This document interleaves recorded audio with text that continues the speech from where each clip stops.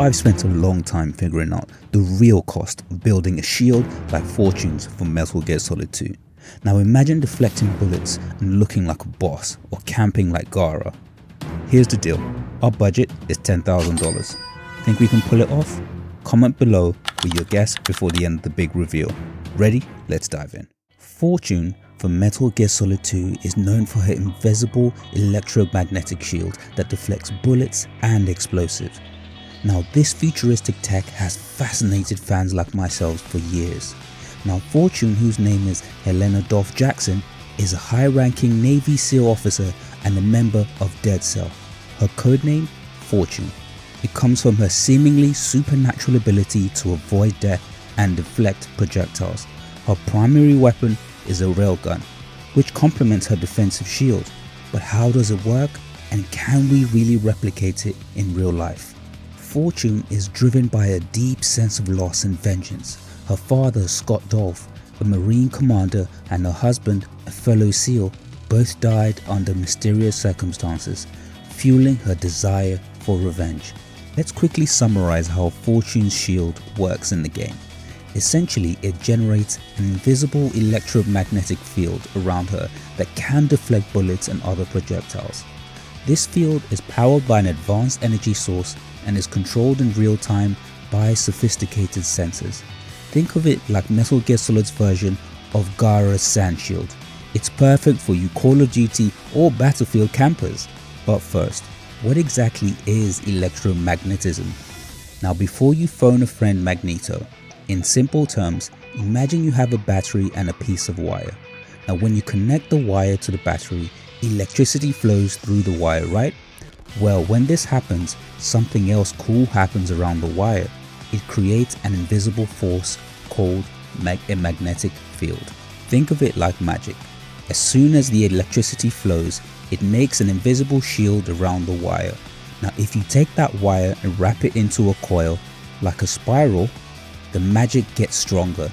This is how things like electric motors work. They use this invisible force to make things move.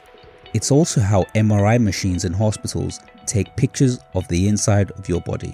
For Fortune's shield, it's like having a super powerful version of this magic. Now the shield makes a really strong invisible force that can push away metal objects like bullets, keeping her safe. Let's break down the mechanics of building a real life version of Fortune's shield from Metal Gear Solid 2 into 4 key components. Number 1. Electromagnetic field generation. Now the shield generates a powerful electromagnetic field that can deflect metallic objects like bullets. This field acts like an invisible barrier, dynamically adjusting in real time to push away metal objects, and it needs to be incredibly strong to stop bullets. Number 2. Power source. Now we'll need a compact, high energy power source that provides the necessary energy to sustain the electromagnetic field continuously. Think of the power source as a super battery. It has to provide a lot of energy to keep the field active all the time. 3. Control systems. Advanced sensors detect incoming threats and adjust the electromagnetic field instantaneously to deflect them. The control systems are like the brain. They detect incoming threats and adjust the shield in real time, which is crucial for reacting to multiple threats at once. 4. Materials. Now the shield will need materials that can withstand the stress of generating a powerful electromagnetic field and the impact of deflected objects. Now the materials are the skin and bones, tough enough to handle the physical stresses of the field and impacts from deflected projectiles. Think of it like this. The electromagnetic field is the shield's muscle. The power source is its heart. The control systems are its brain, and the materials are its skin and bones. Each component is crucial for the shield to function effectively. Now a viewer challenged me to build Fortune's shield in real life, and here exactly is how we're going to do it. Number 1. Now in order to generate that invisible force field, what we're going to need is electromagnetic coils.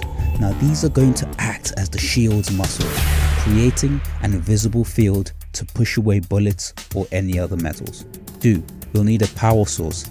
We need something that's compact and powerful, something that provides energy to keep the shield active for as long as possible. 3. We're going to need the best control systems using sensors and AI to adjust the field in real time to detect and deflect any threats. 4.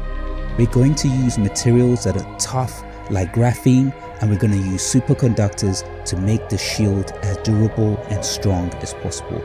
Now, each component is essential for the shield's effectiveness. The two biggest challenges in building the shield were keeping the coils cool and finding a powerful, small power source. Now, the electromagnetic field can also mess with electronics, so we need to be careful with heat management. To solve these problems, we've used heat-resistant materials to prevent the coils from overheating and advanced batteries for a compact yet powerful energy source. It's like having the power of Dragon Balls in your pocket. Now, comparing our real-world shields to Fortunes from Metal Gear Solid 2, I think we've made great progress actually. Now, our shield can deflect metallic objects at close to mid-range, but we still need to improve the sustained energy and field stability, and I think that is where we've hit a technological limitation. Now, until the tech improves over the next 10 to 15 years, we may not be able to get to the actual solution, but we're going to break that down in the next step. Before we move forward, can we just take a quick pause for a sec? Saying the word electromagnetic so many times is such a tongue twister, so I just had to put it in there. It's a lot more difficult than I thought. I've said it so many times, oh my god, it's racking my brain. Okay. Now, before we go into the full solution that we've put together, I think it's important to think about our solution as comparing the first mobile phone to the modern smartphone. Now, the early tech laid the groundwork, but it took years. It took 10 to 15 years to advance technology. And similarly, I think our shield is a step towards more advanced tech, as seen exactly in Metal Gear Solid 2. But I'm going to break it down for you. Now, the first part is the actual activation of the shield itself. Now, in the game, it's instantly created. No need to press any buttons, no activation, it's always working. But in real life, we're going to need to have a button to actually activate the shield. And that way we're actually able to maintain battery, and we're not just going to keep our battery on constantly, because then the device would die. 2. Incoming projectile detection. So in the game, the shield automatically detects and deflects bullets. Whereas in real life, we'll need to use sensors and AI to detect and adjust the field in real time. Now, it's like having Spider-Man's spider sense, but your shield deflects the actual threats. Number 3, deflection mechanism. Now, in the game, the shield deflects all projectiles seamlessly. I mean, seriously, the thing just, you don't need to do anything. It's essentially like Gaara's shield from Naruto. It's like the ultimate defense. You don't need to do anything, you just need to sit there and chill, and it does all the work for you.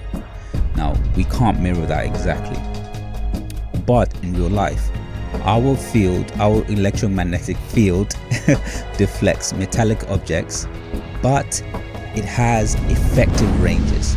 Now, to explain that to you, essentially what that means is that it works best with slower metallic projectiles and struggles with fast non-metallic ones.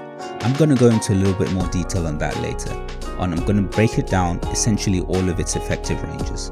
4. Sustained protection. Now again, going back to the shield in the game, that thing is on 24/7, no charging required, no nothing.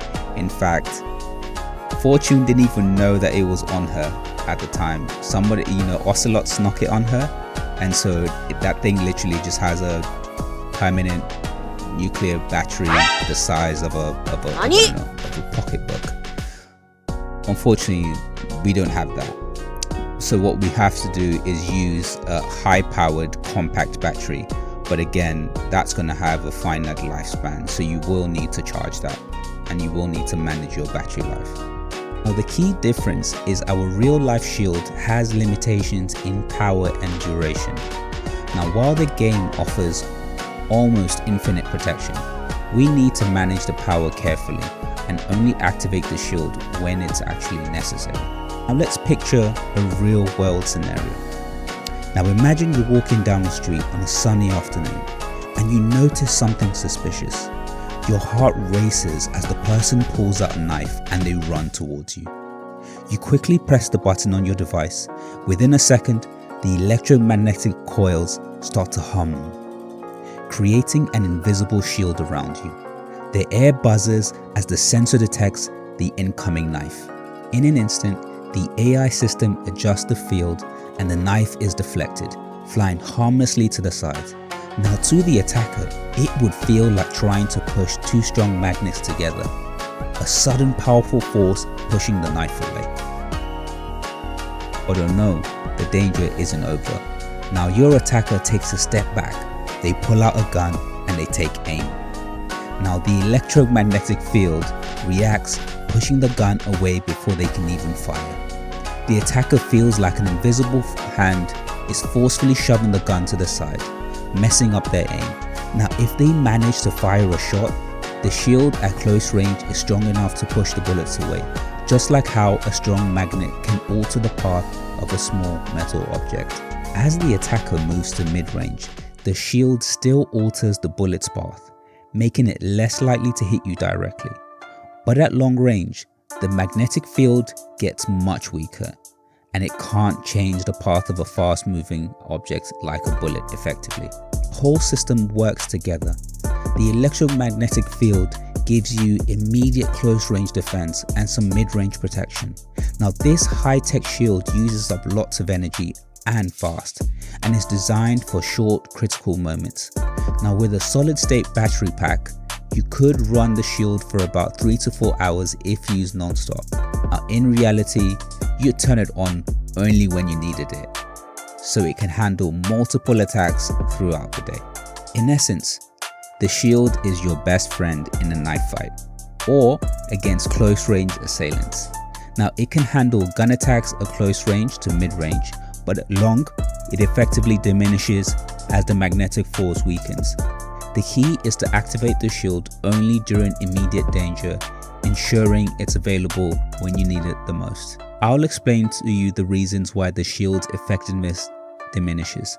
This is the result of inverse square law, which means the force field gets weaker the further you get away from its source. At 1 meter, it's super strong. By the time you're 10 meters away, it's barely there. And the kinetic energy of bullets that are fast and powerful, to push them away, the force field needs to be really strong, especially if they're fired from far away. So essentially, you cannot take this on with a long distance attacker, definitely not a sniper. The force field will just not be strong enough. Now, before we reveal the final costs, let's break down the key expenses. High quality graphene and superconductors, advanced AI for threat detection, powerful sensors and robust batteries, plus the skilled labor to assemble everything. Now with all this cutting edge technology, the manufacturing cost is significant. Now potential buyers could include the military, law enforcement, high security personnel, and tech enthusiasts looking for advanced personal defense. With our usual tech industry markup to cover marketing, distribution, and profit margins, the retail price we're looking, and I hope everybody made their guesses, the retail price we're looking would be around $31,000. You heard that right. $31,000. It's a hefty price, but considering the cutting edge technology involved, I think it's justified. So tell me, were you over or under the budget? And would you pay this much to feel like Magneto? Drop it in the comments. Don't forget to like, comment, and subscribe, because Magneto commands you. And geez, I've never said electromagnetic so many times. It's a tongue twister. Thanks everyone. See you guys later.